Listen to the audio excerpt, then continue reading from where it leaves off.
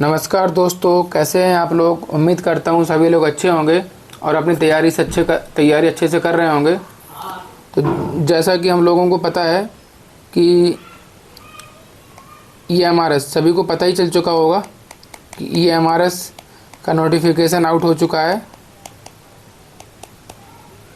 तो जल्दी से सारे लोग फॉर्म फिलअप कर दीजिए EMRS का, क्योंकि मन में वो आपको बात रह ना जाए कि फॉर्म फिलअप करना है। तो आप उसका EMRS का फॉर्म फिलअप कर दीजिए। और इसके साथ साथ आपको एक सूचना और दे दे रहा हूँ कि KVS और NVS दोनों जल्द से जल्द आएंगे। तो आप कमर कस लीजिए, तैयारी बेहतरीन कर लीजिए, क्योंकि अब कंपटीशन बहुत ज़्यादा हो चुका है। तो इजी तरीके से आपका सिलेक्शन होने वाला नहीं है, ठीक है। इजी तरीके से आपका सिलेक्शन नहीं होगा, ठीक है। आपको मेहनत करनी पड़ेगी और जब पूरे ये जर्नी में मैं आपके साथ हूँ, जितना भी हो पाएगा मैक्सिमम से मैक्सिमम मैं आपके लिए ऑथेंटिक कंटेंट लेके आऊँगा, ओके। और कोई कोर्स लॉन्च करने वाला नहीं हूँ, जो आजकल मार्केट में कोर्स लॉन्च करना है, फलाना ये ढिमका, ये सब नहीं करना है। पूरा कंटेंट लेके आऊँगा, क्योंकि लाइब्रेरी साइंस का यूट्यूब पे बहुत कम कंटेंट है, ठीक है। तो चैनल को सब्सक्राइब कर लीजिए, ओके, जिससे कि आपको नोटिफिकेशन टाइम से मिले, ठीक है। और जैसा कि हम लोग अब बात करते हैं, जो हम लोगों का सीरीज़ चल रही है, पिछले 2 वीडियो हो चुके हैं। मैं आपको MPPSC लाइब्रेरियन का पेपर सॉल्व करवा रहा हूँ, जो कि 1 जून 2025 को हुआ था, ठीक है। चलिए स्टार्ट करते हैं, टाइम वेस्ट ना करते हुए। क्वेश्चन नंबर 41 पे चलते हैं। क्वेश्चन नंबर 41 में क्या कह रहा है। क्वेश्चन नंबर 41 में कह रहा है, देखेंगे, कह रहा है कि which of the following are true about publication element of international standard book number. तो इंटरनेशनल स्टैंडर्ड बुक नंबर क्या होता है, ISBN, जिसको शॉर्ट फॉर्म में कहते हैं, ठीक है। तो कह रहा है which of the following are true. ISBN का जो पब्लिकेशन एलिमेंट कॉलम होता है, पब्लिकेशन एलिमेंट, तो इसमें से जो 4 दिए हुए इसमें से कौन सा सही है उसके बारे में। तो ISBN का जो पब्लिकेशन एलिमेंट होता है वो वेरिएबल लेंथ का होता है और अप टू 6 डिजिट्स होता है। तो इसमें 1 और 4 सही है, तो वो ऑप्शन नंबर A में दिया हुआ है। तो क्वेश्चन नंबर 48 का जो करेक्ट आंसर बनेगा वो ऑप्शन नंबर A बनेगा। क्लियर हो गया होगा। चलिए क्वेश्चन नंबर 42 पे चलते हैं। 42 में कह रहा है performance appraisal is a systematic way of reviewing and assessing the performance of an employee. जो परफॉर्मेंस अप्रेजल होता है ना, सिस्टमैटिक वे है रिव्यू और असेस करने के लिए एम्प्लॉई की परफॉर्मेंस को, ठीक है। तो वो कैसे होती है। तो जैसे कि जो गवर्नमेंट एम्प्लॉई होंगे वो जान रहे होंगे कि एवरी ईयर अपार होता है। इसका अपार का फुल फॉर्म होता है एनुअल परफॉर्मेंस अप्रेजल रिपोर्ट, ठीक है। तो एनुअल होता है, ओके। एनुअल मीन्स होता है वार्षिक, हिंदी में बोलेंगे वार्षिक होता है। तो ऑप्शन में यही दिया हुआ है, ऑप्शन ए में दिया हुआ है during a given period of time, during the entire time of service, at the time of retirement, before joining a job. तो ये चारों में ना ऑप्शन कौन सा सही होगा, during a given period of time. एक पीरियड दिया होता है, आपको स्पेसिफिक तरीके से बता दूँ, 1 अप्रैल से लेके 31 मार्च तक, ओके। 1 अप्रैल से 31 मार्च तक जो ईयर होता है उसी में आपका एनुअल अपार दिया जाता है। क्लियर हो गया होगा। तो यहाँ पे जो करेक्ट आंसर रहेगा during a given period of time with the correct answer, ठीक है। चलिए क्वेश्चन नंबर 43 पे चलते हैं। क्वेश्चन नंबर 43 में क्या कह रहा है। क्वेश्चन नंबर 43 में देखेंगे, कह रहा है कि association for computing machinery ACM, association for computing machinery ACM digital library is क्या है, किस टाइप का डाटाबेस है। जो association for computing machinery digital library is किस टाइप का डाटाबेस है। तो इसका जो करेक्ट आंसर होगा क्वेश्चन नंबर 43 का option number C is the correct answer. Okay, full text database है, फुल टेक्स्ट, तो option number C is the correct answer. Association for computing machinery digital library is a full text type of database. Okay, clear हो गया होगा, option number C is the correct answer. चलिए question number 44 पे चलते हैं। Question number 44 में कह रहा है extension workers are fill in the blank sources of information. जो एक्सटेंशन वर्कर्स होते हैं वो किस टाइप की इन्फॉर्मेशन के सोर्स होते हैं? तो क्वेश्चन नंबर 44 का जो करेक्ट आंसर रहेगा वो नॉन डॉक्यूमेंट्री। क्लियर ही है कि जो एक्सटेंशन वर्कर होते हैं ना वो नॉन डॉक्यूमेंट्री टाइप के इन्फॉर्मेशन के सोर्स होते हैं। तो option number B is the correct answer question number 44 का। क्लियर हो गया होगा। क्वेश्चन नंबर 45 पे चलते हैं। क्वेश्चन नंबर 45 में कह रहा है कि statistical office of the European union, जो यूरोपियन यूनियन का स्टैटिस्टिकल ऑफिस है उसको क्या कहते हैं? तो उसका जो करेक्ट आंसर रहेगा 45 का option number C is the correct answer, Eurostat. Eurostat is the correct answer. Eurostat is the statistical office of the European Union. Option number C is the correct answer. Okay, clear हो गया होगा। Question number 46 पे चलते हैं। Question number 46 में कह रहा है कि is the premier collection of encyclopedias on the internet. ठीक है, तो जो प्रीमियर कलेक्शन है of encyclopedia on the internet उसको क्या कहते हैं? मतलब कहाँ से वो होता है इंसाइक्लोपीडिया, जो premier collection of encyclopedia on the internet पे कहाँ पे मिलेगा प्रीमियर कलेक्शन? तो क्वेश्चन नंबर जो 46 का जो करेक्ट आंसर रहेगा option number D is the correct answer. encyclopedia.com is the premier collection of encyclopedias on the internet. Internet पे प्रीमियर कलेक्शन जो है इंसाइक्लोपीडियाज का वो encyclopedia.com पे मिल जाएगा। ठीक है, तो option number D is the correct answer. Clear हो गया होगा। क्वेश्चन नंबर 47 में चलते हैं। क्वेश्चन नंबर 47 में कह रहा है open Athens is a product of. Open Athens जो है किसका प्रोडक्ट है? एप्सको का प्रोडक्ट है, शॉर्ट फॉर्म एप्सको है, इसी का फुल फॉर्म है एल्टन बी स्टीफेंस कंपनी। ठीक है, तो ओपन एथेंस जो है ना एप्सको का प्रोडक्ट है, इसको लॉन्ग फॉर्म में एप्सको में शॉर्ट फॉर्म में लॉन्ग फॉर्म क्या है? Elton B Stephens company. तो क्वेश्चन नंबर 47 का जो करेक्ट आंसर हो जाएगा option number A is the correct answer. Clear हो गया होगा। चलिए क्वेश्चन नंबर 48 पे चलते हैं। क्वेश्चन नंबर 48 में क्या कह रहा है? 48 में देखेंगे, कह रहा है कि which of the following is not a secondary source of information. जो इन्फॉर्मेशन के 3 टाइप होते हैं, प्राइमरी, सेकेंडरी और टर्सरी। तो यहाँ पे वही कह रहा है कि which of the following is not a secondary source of information. Secondary source of information के इन चारों में से कौन सा स्रोत नहीं है? तो एब्स्ट्रैक्टिंग पीरियडिकल सेकेंडरी सोर्स है, गजेटियर सेकेंडरी सोर्स है, एल्मानक सेकेंडरी सोर्स है, डायरी सेकेंडरी सोर्स नहीं है। तो इसका जो option number D is the correct answer हो जाएगा। ओके, क्वेश्चन नंबर 48 का क्लियर हो गया होगा। चलिए क्वेश्चन नंबर 49 पे चलते हैं। क्वेश्चन नंबर 49 में क्या कह रहा है?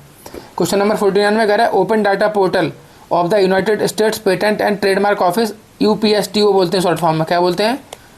यूपीएसटीओ। आप लोग नोट्स भी बना लीजिए, नोट्स बना लेंगे तो उसमें कम से कम आप 2-2 पेज, ठीक है, 2-2 पेज के मतलब 10 टॉपिक ले लीजिए। ठीक है, 10 टॉपिक छांट लीजिए। कौन कौन से टॉपिक रहेंगे? 2-2 पेज आप जो नोट्स बनाएंगे उसमें एक रहेगा शॉर्ट फॉर्म। ठीक है, जैसे कि यहाँ पे दिया हुआ है यूपीएसटीओ का फुल फॉर्म क्या होगा, एग्जाम में आ गया तो उसका फुल फॉर्म क्या है? United State patent and trademark office. Okay, trademark office. ठीक है, एक शॉर्ट फॉर्म का बना लीजिए। एक बना लीजिए बुक्स के राइटर, जो एस.आर. रंगनाथन की बुक्स हैं, मेलविल डेवी की बुक्स हैं, जो भी ऑथर हैं उनकी सारी बुक्स। ठीक है, एक बना लीजिए ये ट्रिपल सी का आविष्कार कब हुआ, सीसी का आविष्कार कब हुआ, डीडीसी का आविष्कार कब हुआ। ठीक है, एक इसका बना लीजिए। मतलब ऐसे एक वो टॉपिक वाइज ना आप एक वो 2-2 पेज बना लीजिए, 2-2 पेज के नोट्स, और वहाँ पे जो चीज़ जहाँ पे फिट बैठती है वहाँ पे उसको आप नोट डाउन करते रहिए। जब आपका एग्ज़ाम आएगा तो आपको सारी चीज़ें एक ही जगह पे मिल जाएंगी। ठीक है, सारी चीज़ें एक ही जगह पे मिल जाएंगी तो आपको रिवीजन करने में बहुत आसानी होगी और सारी चीज़ें कवर भी हो जाएंगी। ठीक है, क्लियर हो गया होगा। चलिए क्वेश्चन नंबर 49 को डिस्कस करते हैं। 49 में कह रहा है open data portal of United States patent and trademark office provides data related to. जो ओपन डाटा पोर्टल है यूनाइटेड स्टेट्स का, United State patent and trademark office का ओपन डाटा पोर्टल है, वो किस तरीके का डाटा प्रोवाइड करता है, किस संबंधित डाटा प्रोवाइड करता है? तो वो करता है पेटेंट का ही। ठीक है, आपको एक चीज़ और बताता हूँ कि बहुत सारे क्वेश्चन ऐसे होते हैं उसके क्वेश्चन में ही कीवर्ड दिया हुआ होता है। जैसे कि यहाँ पे देखो पेटेंट दिया हुआ है, तो पेटेंट जो है ना, United State patent and trademark office क्या चीज़ प्रोवाइड करवाएगा? वो पेटेंट ही प्रोवाइड करवाएगा। तो इसका जो करेक्ट आंसर होगा option number B is the correct answer. तो क्वेश्चन नंबर 14 का बी करेक्ट आंसर है। तो आप कीवर्ड से, मैं कीवर्ड की बात कर रहा था, कीवर्ड से आप आंसर भी कम से कम आपके 100 क्वेश्चन में से 10 से 15 क्वेश्चन ऐसे रहते हैं जो कि कीवर्ड से ही आप पकड़ के उसको आंसर दे सकते हैं। ठीक है, चलिए क्वेश्चन नंबर 50 पे चलते हैं। क्वेश्चन नंबर 50 में क्या कह रहा है? क्वेश्चन नंबर 50 में कह रहा है कि which publication can be considered as a draft standard. कौन सा पब्लिकेशन जो है ना ड्राफ्ट स्टैंडर्ड के रूप में कंसिडर किया जा सकता है? तो इसका जो करेक्ट आंसर होगा क्वेश्चन नंबर 50 का option number C is the correct answer. Specification, जो स्पेसिफिकेशन पब्लिकेशन होता है ना, can be considered as a draft standard. Okay, clear हो गया होगा। क्वेश्चन नंबर 50 का सी आंसर करेक्ट है। चलिए क्वेश्चन नंबर 51 पे चलते हैं। क्वेश्चन नंबर 51 में कह रहा है कि world of learning is an example of. जो वर्ल्ड ऑफ लर्निंग है ना, किस चीज़ का एग्जाम्पल है? तो जैसे ये तो इजी क्वेश्चन है, इसका सबको पता ही है कि डायरेक्टरी का एग्जाम्पल है वर्ल्ड ऑफ लर्निंग। तो क्वेश्चन नंबर 51 का जो करेक्ट आंसर रहेगा option number A is the correct answer. चलिए क्वेश्चन नंबर 52 पे चलते हैं। क्वेश्चन नंबर 52 में कह रहा है कि list of research in progress is a source of information. जो list of research in progress है, किस टाइप के डॉक्यूमेंट का सोर्स है? तो इसका जो करेक्ट आंसर रहेगा वो रहेगा क्वेश्चन नंबर 52 का जो करेक्ट आंसर कौन सा रहेगा? List of research in progress, उसका करेक्ट आंसर रहेगा 52 का B option is the correct answer. ठीक है, क्योंकि लिस्ट ऑफ रिसर्च है ना, तो वो सेकेंडरी सोर्स में ही आएगा। ठीक है, रिसर्च होता है ओनली, तो वो किस में आता है? प्राइमरी में। ठीक है, तो क्वेश्चन नंबर 52 का जो करेक्ट आंसर रहेगा ना, वो option number be the correct answer, secondary source में आएगा। चलिए क्वेश्चन नंबर 53 में चलते हैं।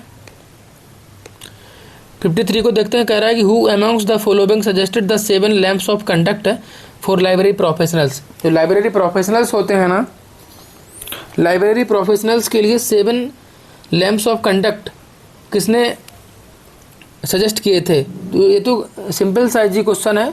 इसका जो सही आंसर होगा option number C, R L. Mittal. Okay,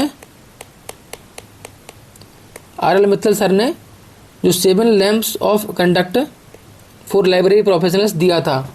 ठीक है, तो मैं वही बात कर रहा था जो नोट्स बनाने वाली बात है कि जैसे यहाँ पे दिया हुआ है, देखो 7 लैम्प्स ऑफ कंडक्ट को किसने बताया था? तो आर.एल. मित्तल। ऐसे आप नोट्स बना लेंगे 1-1, 2-2 पेज के हर चीज़ का टॉपिक का, तो आपको कम से कम बहुत सारे क्वेश्चन वहीं से एज इट इज मिल जाएंगे पेपर में।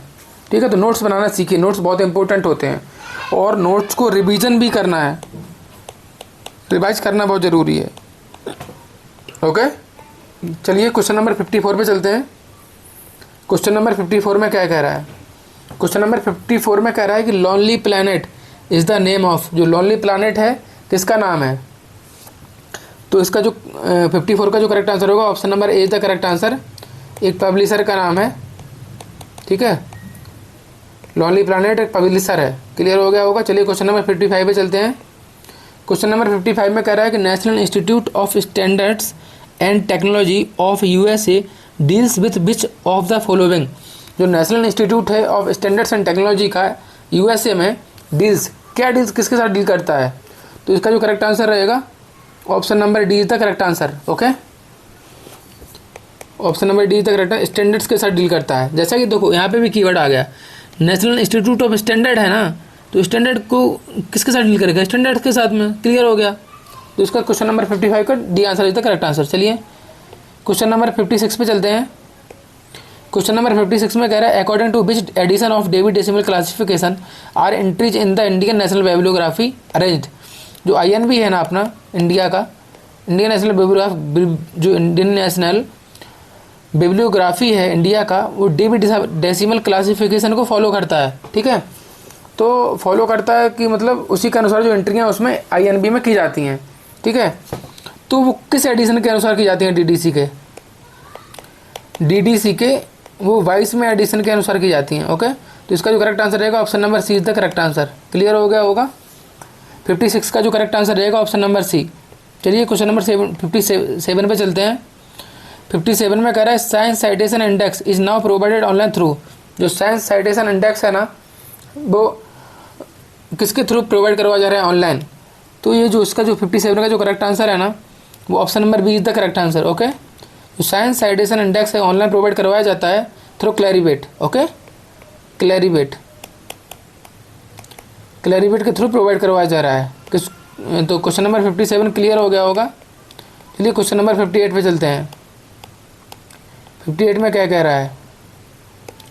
58 में कह रहा है कि which of the following sampling techniques is applied when the user study population has an equal and independent chance of selection.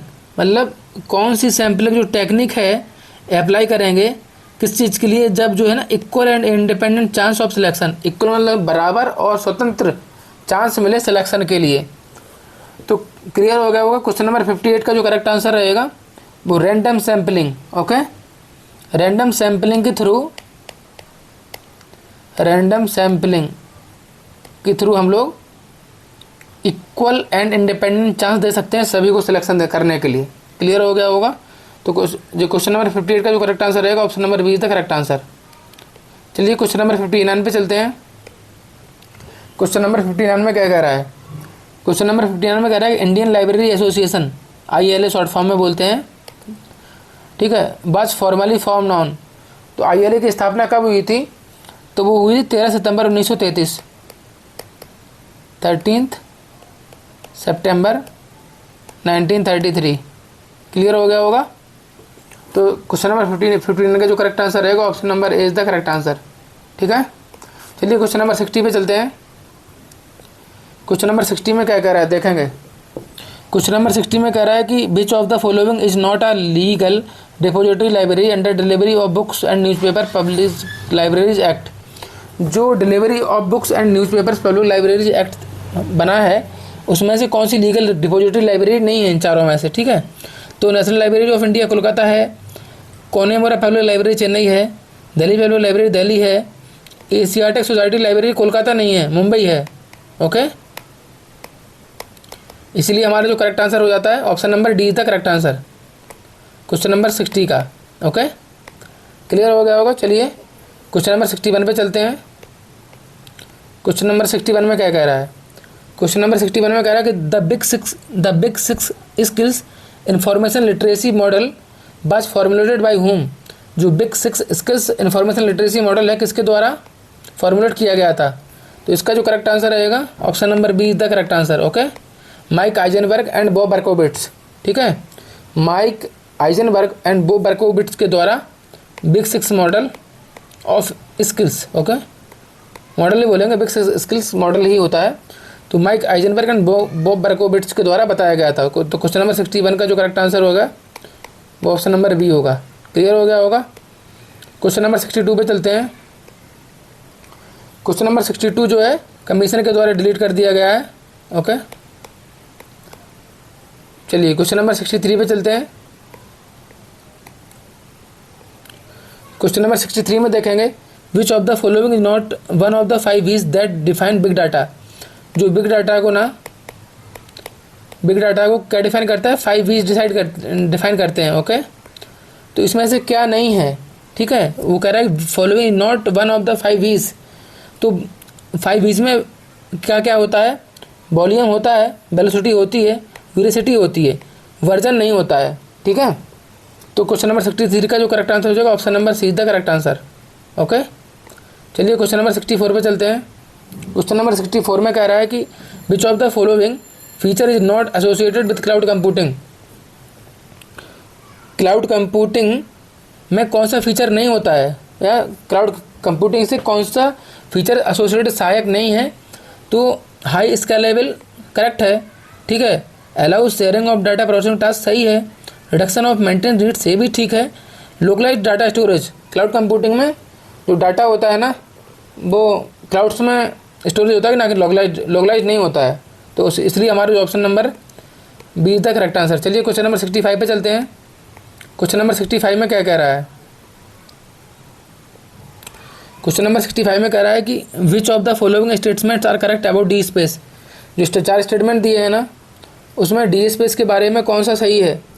तो क्वेश्चन नंबर 65 का सबसे पहले करेक्ट आंसर जान लेते हैं। Option number D is the correct answer होगा। Okay, option number D, चारों सही हैं। D space it is a free open source software है। Okay, D space can manage and preserve different format of digital content. Yes, digital जो D space can be optimized from for Google scholar indexation. Yes, it's interface is available is in more than 20 language. Yes, तो इसका जो चारों first 1 2 3 4 okay चारों सही हैं, तो इसके लिए जो हमारा करेक्ट आंसर होगा option number D. Okay, question number 65 का ऑप्शन नंबर डी था करेक्ट आंसर। ओके, क्लियर हो गया होगा। चलिए क्वेश्चन नंबर 66 पे चलते हैं। क्वेश्चन नंबर 66 में क्या कह रहा है देखेंगे। कह रहा है is an extension of the current web in which information is given well defined meaning better enabling computers and people to work in cooperation. ठीक है, इन चारों ABCD जो चार ऑप्शन दिए हैं ना, इनमें से कौन सी चीज़ ऐसी है जो extension of the current web in which information is given well defined meaning better enabling computers and people to work in cooperation. तो वो क्या है, वो सीमेंटिक वेव है। ओके, तो क्वेश्चन नंबर 66 का जो करेक्ट आंसर होगा option number C, semantic web is an extension of the current web in which information is given well defined meaning better enabling of computers. ठीक है, and people to work in cooperation. Clear हो गया वो question number 66। चलिए question number 66 का जो correct answer रहेगा option number C, semantic web. चलिए क्वेश्चन नंबर 67 में चलते हैं। क्वेश्चन नंबर 67 में क्या कह रहा है। कह रहा है कि which of the following are probability sampling techniques. इनमें से प्रोबेबिलिटी सैम्पलिंग टेक्निक्स कौन कौन से हैं। ठीक है, तो सबसे पहले इसका करेक्ट आंसर जान लेते हैं। क्वेश्चन नंबर 67 का जो करेक्ट आंसर है ना, वो है ऑप्शन नंबर बी। ठीक है, systematic sampling and cluster sampling, ये दोनों क्या हैं, वो प्रोबेबिलिटी सैम्पलिंग की टेक्निक है। क्लियर हो गया होगा 2 और 3। ठीक है, systematic sampling and cluster sampling probability sampling की टेक्निक है। चलिए क्वेश्चन नंबर 68 पे चलते हैं। क्वेश्चन नंबर 68 में कह रहा है कि who has given the following definition of research. Research की जो नीचे रिसर्च की डेफिनेशन दी गई है वो किसने दी है। Research is best conceived as the process of arriving at dependable solution to problem through the planned and systematic collection analysis and interpretation of data. Okay, जो रिसर्च होती है ना, process of arriving at dependable, जो problem का solution देती है। ठीक है, रिसर्च कैसे देती है, planned and systematic collection analysis and interpretation के द्वारा। डाटा का जो प्लान वे में और सिस्टमेटिक वे में कलेक्शन, एनालिसिस और इंटरप्रिटेशन करती है डाटा का, उसके बाद ये सब करने के बाद कलेक्शन, एनालिसिस एंड इंटरप्रिटेशन करने के बाद ही हमको प्रॉब्लम का सॉल्यूशन देती है। किसने कहा था रिसर्च ऐसा करती है, तो वो कहा था मौली सर ने। ओके, क्वेश्चन नंबर 68 का जो करेक्ट आंसर रहेगा बी, मौली, MOULY। क्लियर हो गया होगा। चलिए क्वेश्चन नंबर 69 पे चलते हैं। क्वेश्चन नंबर 69 में कह रहा है कि the hypothesis that reflects the findings of the research study is called. जो हाइपोथेसिस होती है ना, रिफ्लेक्ट करती है, क्या रिफ्लेक्ट करती है, findings of the research study. Research study का फाइंडिंग रिफ्लेक्ट करती है, उसको क्या कहते हैं। जैसा कि देखो रिसर्च होता है तो रिसर्च हाइपोथेसिस होती है, जब फाइंडिंग्स मिल चुकी है यहाँ पे तो फाइनल हाइपोथेसिस होगी। तो option number D is the correct answer question number 69 का। क्लियर हो गया होगा। चलिए क्वेश्चन नंबर 70 पे चलते हैं। क्वेश्चन नंबर 70 में कह रहा है कि health science library and information network, HELINET short form में बोलते हैं, consortium is an initiative of. HELINET consortium जो है ना, किसका इनिशिएटिव है, तो उसका जो करेक्ट आंसर होगा ना ऑप्शन नंबर 7, क्वेश्चन नंबर 70 का जो करेक्ट आंसर होगा option number D, Rajiv Gandhi university of health sciences. ठीक है, उसका हेल्थ साइंस, तो यहाँ पे देखो हेल्थ ये कीवर्ड से ना मैक्सिमम क्वेश्चन सॉल्व, मतलब बहुत सारे क्वेश्चन आप जो है कीवर्ड से सॉल्व कर सकते हैं। तो Rajiv Gandhi university of health science and library information network, HELINET देता है। क्लियर हो गया होगा। Option number D is the correct answer. चलिए क्वेश्चन नंबर 71 पे चलते हैं। Which of the following was the order used by Davy to organize knowledge in Davy decimal classification that was the inverted order of Bacon। जो DDC का जो Davy decimal classification है ना, वो मेलविल डेवी सर ने knowledge को organise करने के लिए क्या ऑर्डर दिया था, ठीक है, जो किसके इन्वाइटेड में था, वो बेकन के इन्वाइटेड, जो बेकन सर थे ना उनके इन्वाइटेड में था। तो चलिए क्वेश्चन नंबर 71 का जो करेक्ट आंसर जान लेते हैं। जब आप DDC का जो टेबल पढ़ेंगे, ठीक है, DDC का जो टेबल है उसमें आपको सारी चीज़ें क्लियर हो जाएंगी। अभी मैं आपको आंसर बता दे रहा हूँ, ठीक है। तो क्वेश्चन नंबर जो 71 का जो करेक्ट आंसर है ना, वो option number C is the correct answer. Philosophy सबसे पहले आता है, उसके बाद पोएजी आता है और उसके बाद हिस्ट्री आता है। ओके, ठीक है, क्लियर हो गया होगा। चलिए क्वेश्चन नंबर 71 का जो करेक्ट आंसर होगा option number C is the correct answer. चलिए क्वेश्चन नंबर 72 पे चलते हैं। क्वेश्चन नंबर 72 में कह रहा है कि in column classification all the main subjects covering the pure discipline in the natural science group are arrange among themself according to the principle of. जो कॉलम क्लासिफिकेशन में ना मेन सब्जेक्ट को pure discipline है ना natural science में किस तरीके से अरेंज किया गया है, ठीक है, तो वो किया गया है इंक्रीजिंग कंक्रीटनेस, ठीक है, तो इंक्रीजिंग कंक्रीटनेस के तरीके से उसको अरेंज किया गया है सीसी में, ठीक है। सीसी सबसे पहले कब बना था, तो 1933, जानते ही होंगे सारे लोग, बता दे रहा हूँ फिर भी एक बार। तो क्वेश्चन नंबर 72 का जो करेक्ट आंसर होगा इंक्रीजिंग कंक्रीटनेस। ओके, चलिए क्वेश्चन नंबर 73 पे चलते हैं। 73 में कह रहा है कि भाई which mood of formation is the subject mathematical science form. जो मैथमेटिकल साइंस सब्जेक्ट है ना, जो सब्जेक्ट फॉर्मेशन के किस मूड के द्वारा बना है, तो एग्लोमेरेशन के द्वारा बना है, ठीक है। तो क्वेश्चन नंबर 73 का जो करेक्ट आंसर है ना, option number C is the correct answer. Clear हो गया होगा। तो मैथमेटिकल साइंस है ना, वो एग्लोमेरेशन के द्वारा बना है, ठीक है। और सब्जेक्ट जो फॉर्म करने के चारों टाइप होते हैं ना, फ्यूजन होता है, क्लस्टरिंग होता है, एग्लोमेरेशन होता है, डिस्टिलेशन होता है, ठीक है। बट यहाँ पे जो मैथमेटिकल साइंस बना है ना, वो एग्लोमेरेशन से बना है मैथमेटिकल साइंस। ओके, क्लियर हो गया होगा। चलिए क्वेश्चन नंबर 74 पे चलते हैं। कह रहा है 74 में national inter library loan code for the United States of America is prepared by. जो national inter library loan code है ना यूनाइटेड स्टेट के लिए, तो वो प्रिपेयर कौन करता है, तो उसके लिए प्रिपेयर करता है 74 का जो करेक्ट आंसर होगा option number B, American library association है ना, वो national inter library loan code for the United States of America के लिए प्रिपेयर करता है। कौन करता है, ALA। क्लियर हो गया होगा। चलिए क्वेश्चन नंबर 75 पे चलते हैं।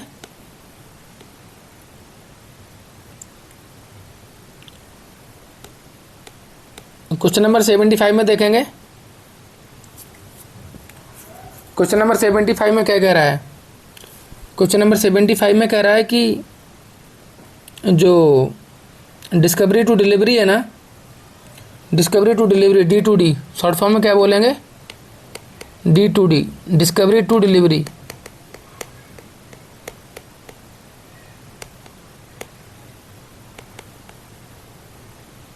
जो डिस्कवरी टू डिलीवरी है ना सर्विस, वो किसके द्वारा प्रोवाइड करवाई जाती है, तो क्वेश्चन नंबर 75 का जो करेक्ट आंसर रहेगा ना, वो ऑप्शन नंबर बी रहेगा, OCLC, ठीक है, online computer library center. Option number B is the correct answer. जो डिस्कवरी टू डिलीवरी है ना, डिस्कवरी से लेकर डिलीवरी तक ये जो सर्विस है ना, D2D सर्विस कौन प्रोवाइड करवाता है, वो करवाती है OCLC। Okay, online computer library centre. Clear हो गया होगा। तो दोस्तों आपका आज मैंने आपको जो 30 क्वेश्चंस करवाए हैं ना, वो कैसे लगे वो कमेंट बॉक्स में ज़रूर बताइए और चैनल को सब्सक्राइब कर लीजिए, जिससे कि आपको टाइमली नोटिफिकेशन मिलता रहेगा और आपके जो आने वाले KBS, EMRS, NBS और UGC नेट जो दिसंबर सेशन वाला आने वाला है, उस सारे एग्ज़ाम के लिए वेरी वेरी इम्पोर्टेंट है ये, ठीक है। तो इसीलिए वीडियो को लाइक कर दीजिए, चैनल को सब्सक्राइब कर दीजिए और वीडियो को शेयर कर दीजिए। सबसे ज़्यादा शेयर से ज़्यादा लोगों तक पहुंच पाएगा, तो जितने से ज़्यादा आप लोग शेयर करेंगे उतना अच्छा लगता है और वीडियो बनाने के लिए मोटिवेशन मिलता है। तो आप जो मैंने आज वीडियो बनाया है, आपको ये लिए इम्पोर्टेंट है या नहीं, आप ये कमेंट बॉक्स में ज़रूर बताइए अच्छा लगा आपको या नहीं लगा। ठीक है, मुझे कुछ सुधार करने हैं। ठीक है, हर आदमी में पॉजिटिव और नेगेटिव होता है, तो इस वीडियो की क्या पॉजिटिव्स हैं क्या नेगेटिव हैं आप कमेंट बॉक्स में ज़रूर बताइए। और आपने जो पिछले जो 2 वीडियो है ना, क्वेश्चन नंबर 1 से लेकर 20 तक और 20 से लेकर 40 तक, वो प्ले लिस्ट में दिए हुए हैं, आप वहाँ से जाकर देख सकते हैं। और इसके जो आज हम लोगों ने जैसे 75 क्वेश्चन तक कर लिया है। ठीक है, तो अब इसमें 75 क्वेश्चन और बचे हुए हैं। ठीक है, वो आगे आने वाले 2 से 3 वीडियो में आपको कंप्लीट करवा दूंगा, और उसके बाद टॉपिक वाइज आपको अच्छे से तैयारी करवाऊंगा, जो आपके आने वाले EMRS और सारे एग्ज़ाम में काम में आएगा। तो आज के लिए इतना ही, धन्यवाद।